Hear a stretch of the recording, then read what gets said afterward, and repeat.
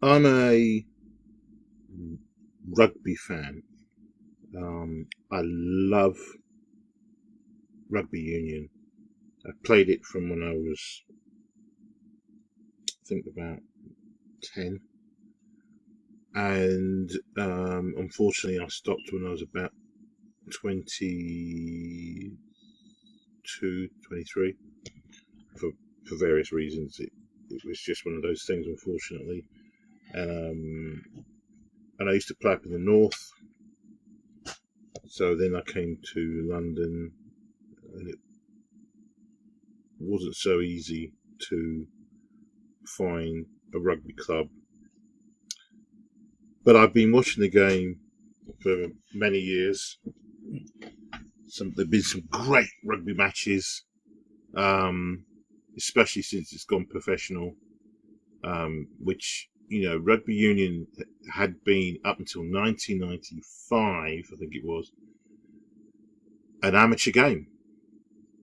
Now, in that, the players, literally for 100 or more years, rugby union players had always played rugby and had a job. So I remember back in the 80s, there was England against Ireland, and the commentator, I can't remember his name, he was a great Scottish commentator. I think he's died now, actually. He said, "Oh, and here is Ireland's number 8, a full-time policeman, and another England player was also a policeman. There were solicitors, lawyers, doctors.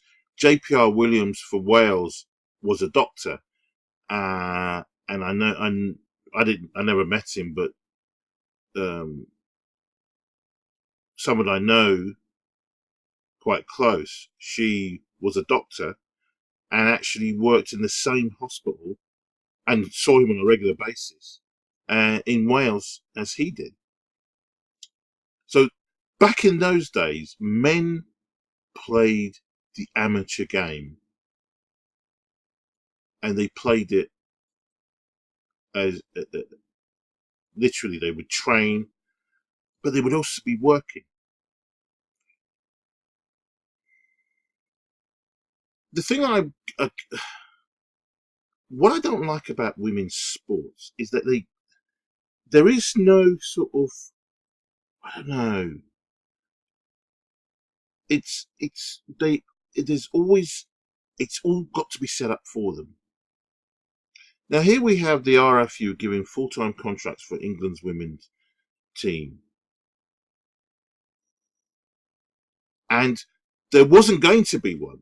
They were going to drop the 15 aside, but I think they've been pressurised over a few when they were announcing this a few years ago, and they've been made to bring it back again.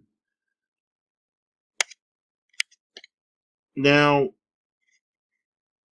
what I'm saying is that if these girls who were playing are real rugby fans, again, they would have set up, even if they'd been dropped by the RFU, they'd have done something. They would have carried on, set up their own teams, do something, but they don't. They always rely on men to set this up for them. It's got to be men.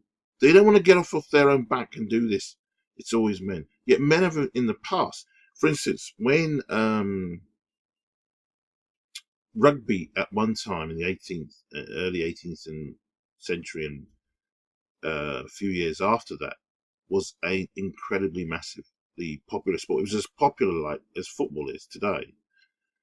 Um, but something happened, and what happened was that the working class men that used to play with the upper middle to upper class um, players would systematically, literally beat these guys left, right, and centre. Because back in those days, the 18th century, 19th century, there was the air, the middle classes had a misguided view that not only were they super rich, but they were super intelligent as well, super clean. They weren't like the rest of the hoi polloi, but they were super strong. They were healthy in comparison to the working class man. But the problem was they were wrong. They were literally consistently getting there when they were playing matches, against bakers, against builders, against miners, against, policemen, against,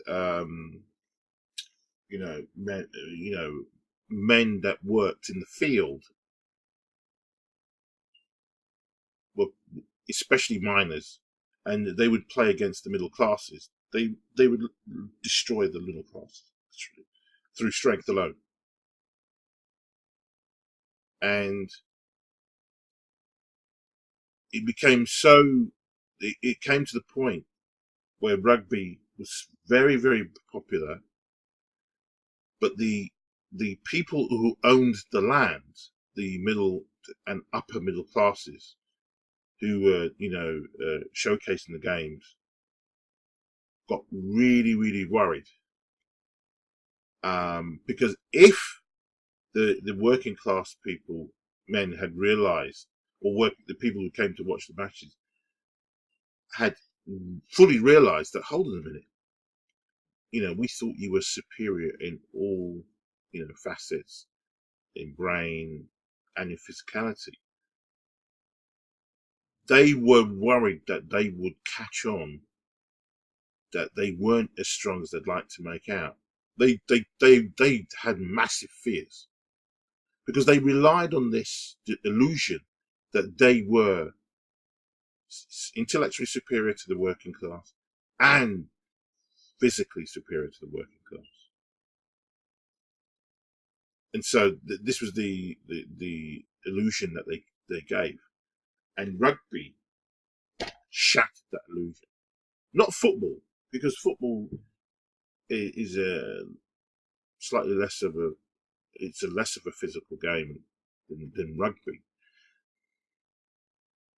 So they banned it. They banned the working class man from playing rugby. They wouldn't. They stopped all the matches. Literally dead. Stopped all the matches. They weren't allowed to be played. No more. And the thing was that the working class man used to get paid on a Saturday for playing the game. So for them, for those who played, that it was a nice little bit of money, whatever they got, a few shillings, to that was and made their lives even more comfortable for their family when they played. So these guys put their necks on the lines for their families. They went down the mines, inhaled, a huge amount of dust and dirt into their lungs, and then they played rugby and put their necks on the line again for their families. Huge amount of responsibility. It's no wonder many men used to drink, because they had a massively difficult life. So the working classes were banned from the grounds that were owned by the middle to upper, the middle to upper classes. So this is the reason why a little known game of football that was, I think it was up in Preston actually, a small team was set up, Preston and Sheffield I think as well, set up went to football. So the reason why rugby could have been the more popular game. I mean, if you look at Australia, for instance, Australia is the two most popular games is cricket and rugby league, and then I think it's rugby union. Rugby league is hugely popular in Australia, and also rugby league is very popular as well in New Zealand. So, but the point is that the game of rugby was now consigned to the upper middle classes because they took the grounds back, and only the young middle class boys who had money played rugby. That's why rugby has always been seen as an upper class game played by very weak people, whereas football was played by the working classes who were much more stronger from the work that they did, but took to the game of football because to own it, said, right, if we can't play rugby,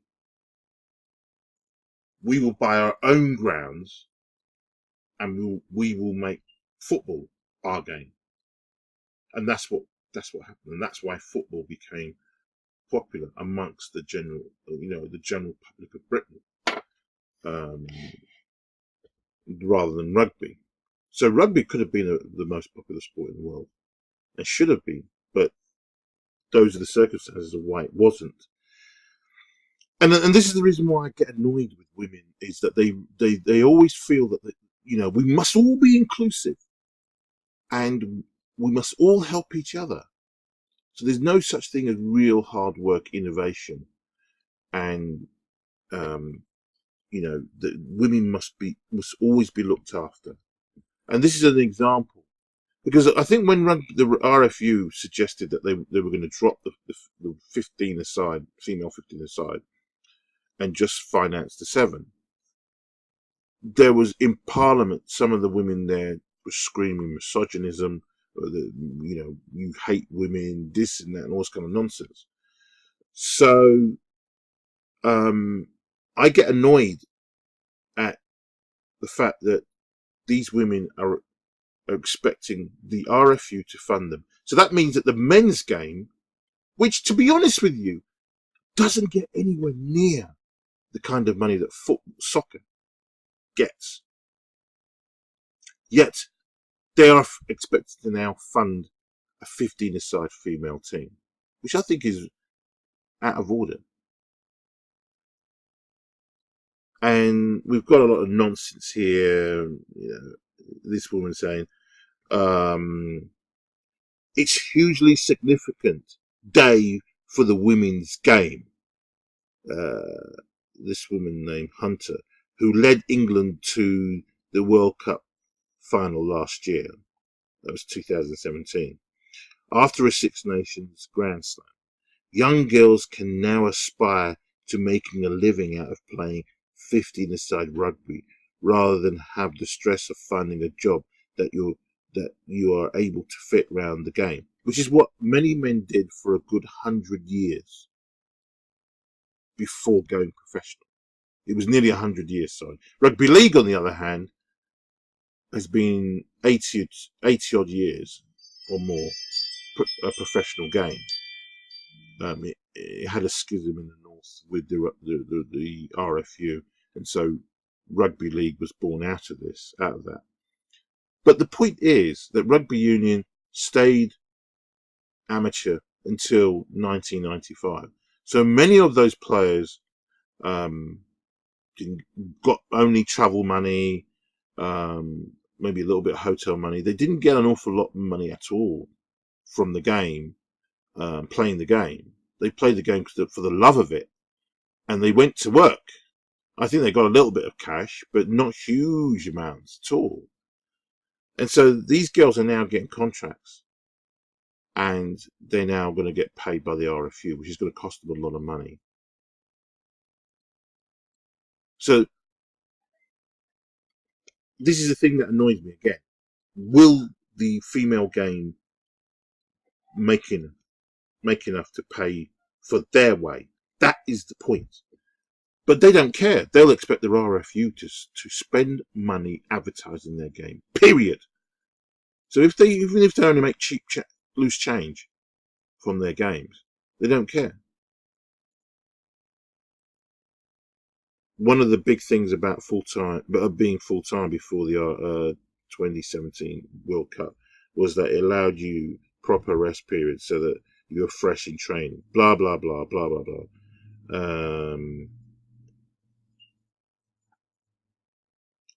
The RFU, which ended months of speculation this week when its board agreed to fund the move, which will see the 28 full-timers supplemented by 7 players on England player squad deals, will start speaking to players in the coming day.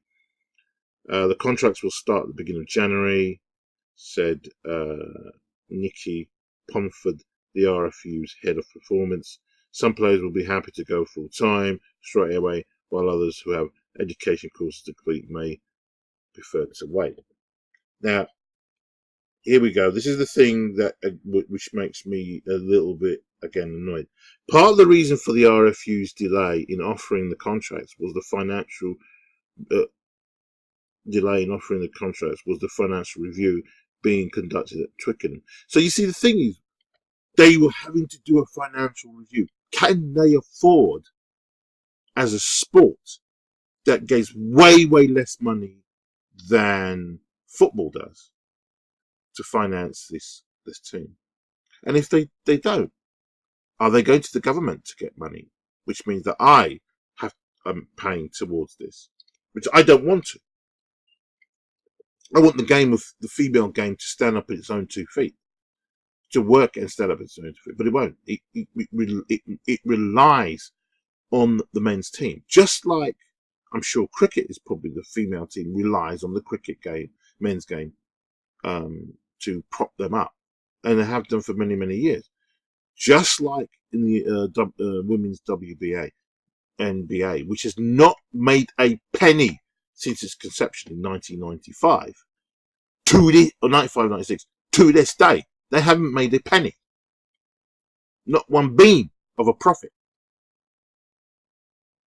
The NBA supplements them $12 million a year.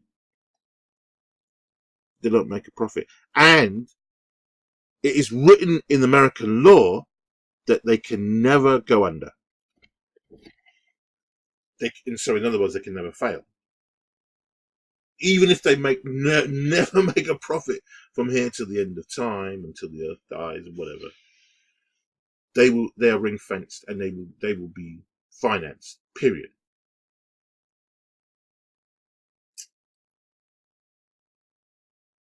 So the RFU was conducting a financial review being conducted at Twickenham. Its chief executive, Stephen Brown, denied a report that some players had threatened to go on strike if they remained part-time. So you've got women demanding, the absolute nerve, demanding that them be made full-time. The game doesn't make their game makes hardly any money, chump change. Yet the RFU capitulated to them. They should have said, no, stuff you. You wait till, or delayed it, but they didn't. They decided to capitulate because they said they were going to go on strike. For what? Go on strike. Nobody watches your games at the moment. But he said no threat was ever made to us about strikes, Brown said. What? I mean, anything to do with women, they always have to lie. They never tell the truth. 50 years from now, we'll hear the truth. But in the meantime, we're not hearing anything. I can see it has been a bumpy road to get to this stage, but it's a milestone moment for the RFU. The first time we've centrally contracted a 15-a-side players in the women's game. And the funding is ring-fenced, specifically for women. We believe it will have an impact on the game as a whole, as well as proving a way to win the 2021 World Cup. It is a tipping point that will help us drive growth at every level of the sport and achieve an aim of becoming number one in the world. It took a bit of time, but it shows our ambition and the belief we have in the future of the women's game. The problem is that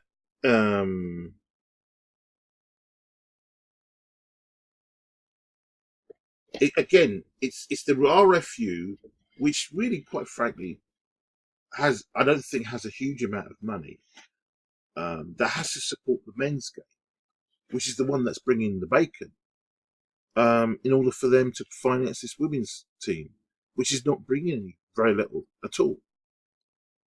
The RFU plans to double the number of women players by 2021 by establishing hundreds of new teams, increasing the number of active clubs to more than 400, and getting more involved as ref and coaches and volunteers.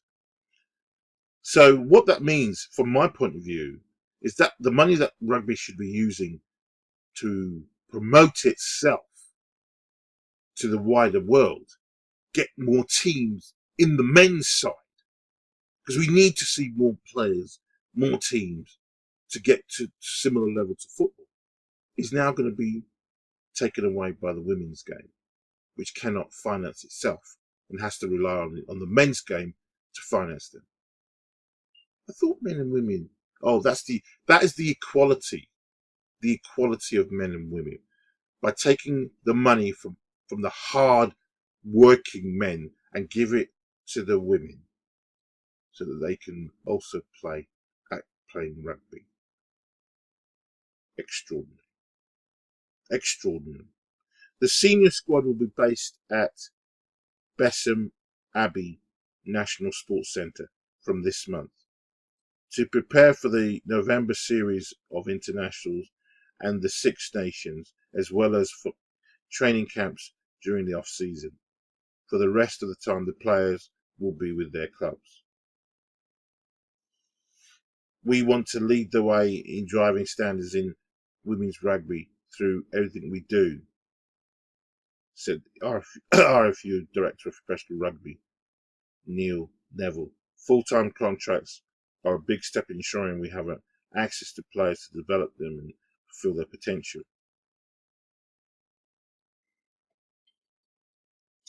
This is the reason why, I'm sorry, a lot of women don't get respect. I don't think there's any sport out there that I know where women have gone out of their way and said, we're going to finance this sport.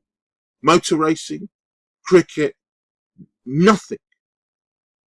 There are women out there who are billionaires, millionaires. There are a lot of them. And yet none of them have gone out and said, let me buy or design and build a golf course. If there has, I don't know. Let me buy some land and start an academy for young women. I'd have some respect then. But no, they demand, otherwise they would have gone on strike, that the RFU give them full contracts. Extraordinary. Extraordinary. I just think it's incredible that this is the behaviour of women today. They expect everything falling on a plate. Affirmative action consistently applied in the workplace for women. Women are very fragile. They've proven that and they've shown that. And they need to be looked after. I just don't believe this kind of behaviour. I don't watch women's rugby. I'm not going to watch it. I will never watch it. I'm not interested in it. You want to watch it? Well, by all means, watch it.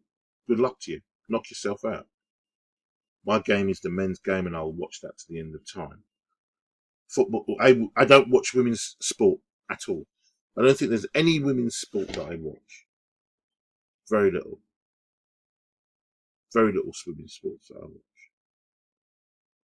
Because there is this, there's a nonsense going on in the NBA or WNBA, where some of the females want to be paid 50% of their winning the profits in the game, because the men get 50% and they get 20%. The problem is this: the men's game gets over 7 billion a year. 7 billion. That is huge. But the females, apparently, nobody really knows the figures fully, but I don't think it's anywhere near 100 million. In fact, they're even saying it's 25 million, 25 to 60 million. And if that's the case, minus the 12 million they get from the NBA, the women's game has been written into law that it can never be allowed to fail. So probably the NBA will have to now, forever and a day, finance that sport. And if they do become very popular in the future, they may have to hand over more of their money to the women's game that the men develop, that the men produce. They may literally, from the 12 million, they may be forced to give them much, much more in the future. Extraordinary. Extraordinary. That's why a lot of men are going MGTOW. I've gone MGTOW years, since 2012, since I took the red pill and realised what's going on around me and the deception that we live in and the dangers.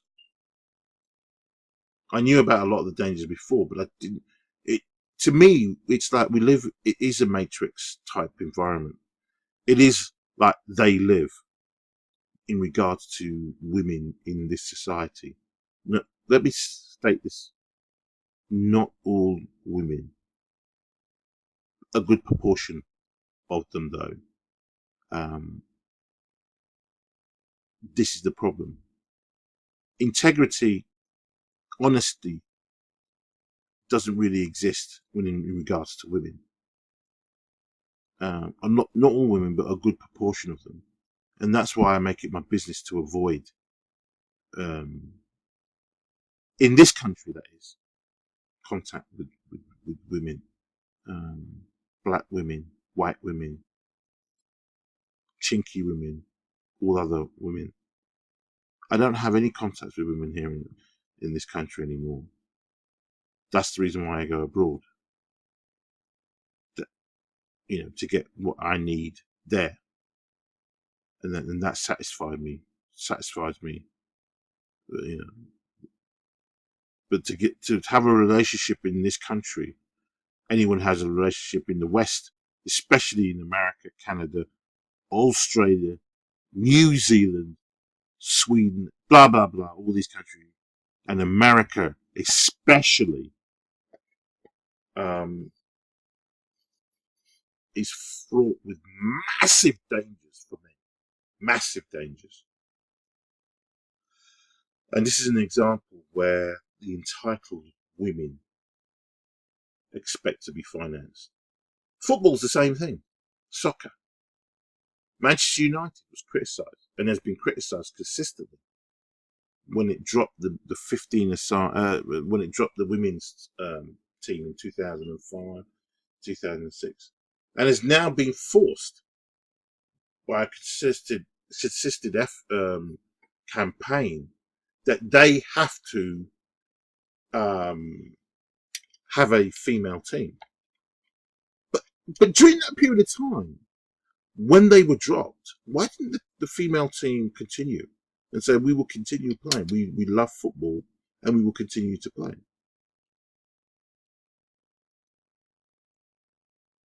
Because they expected Manchester United and all these other teams to finance them. And for not to finance them is, it shows that they hated women by not financing a female football team. A quarter of women go to the game of football at the moment. And they're demanding things that are just extraordinary. Tampons, for instance. There's three silly little girls up in Scotland, I think for Celtic, who demanded that they should have free tampons in the ladies' toilets. Because the one that was there, women had to pay for.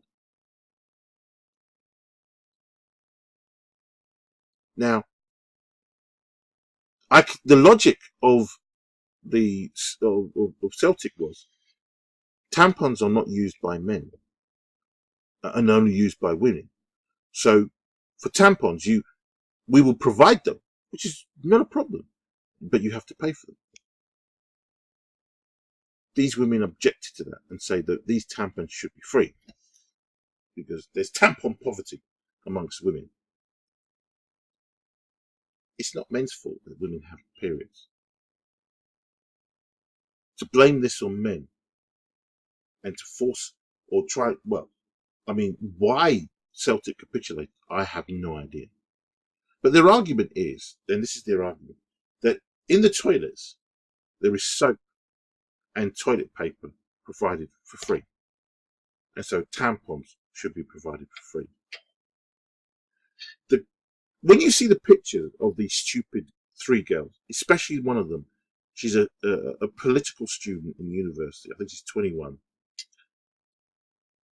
and you just say, yeah, you are a typical nasty, evil feminist. The point and the fact of the matter is, the soap and the toilet paper that are in the men's and the women's toilets are not free. They are bought by your ticket money.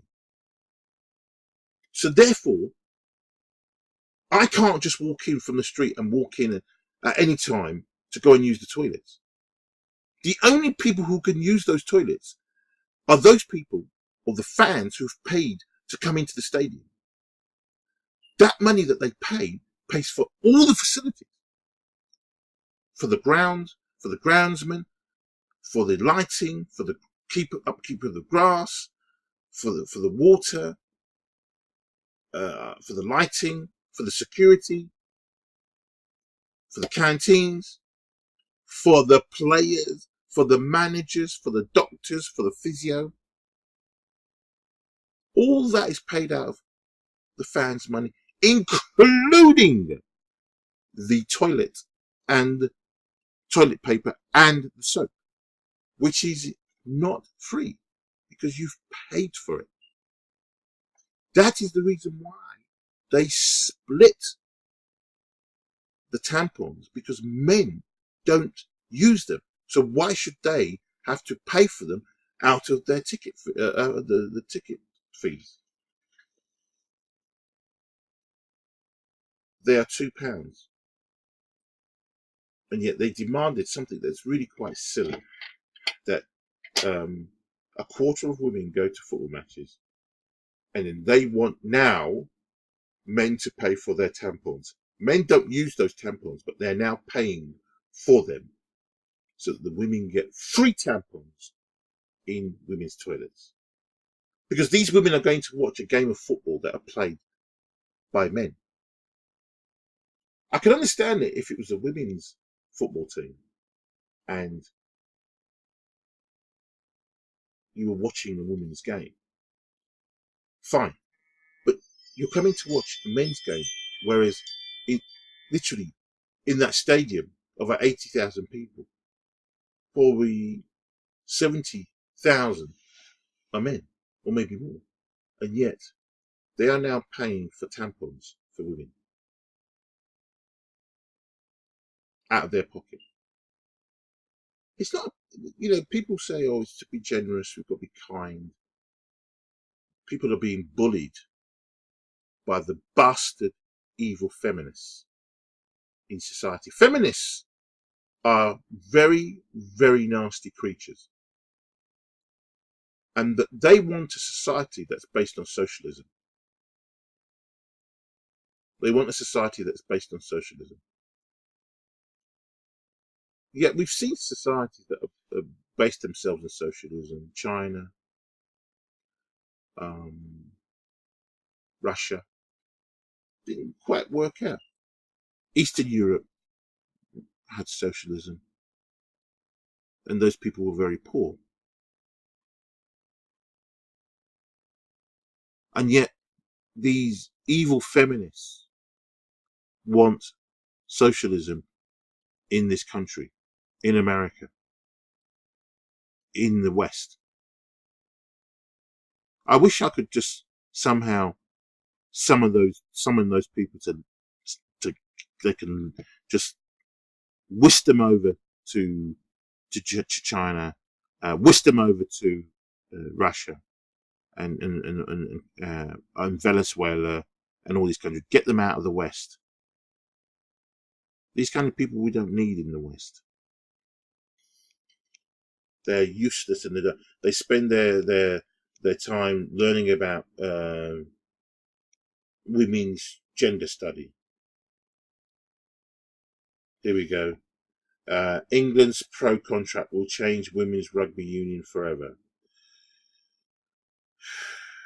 What a shame.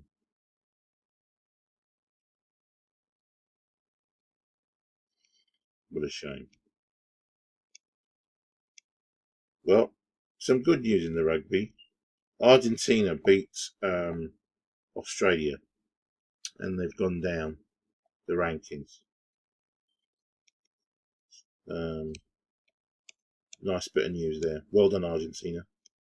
So there you go. The women are getting full contracts by somehow being forced by the rugby RFU to hand over money that the men's game make to women. Anyway, I've said my say. If you can pass it on, if you can like it, whatever, please do. Thanks for listening.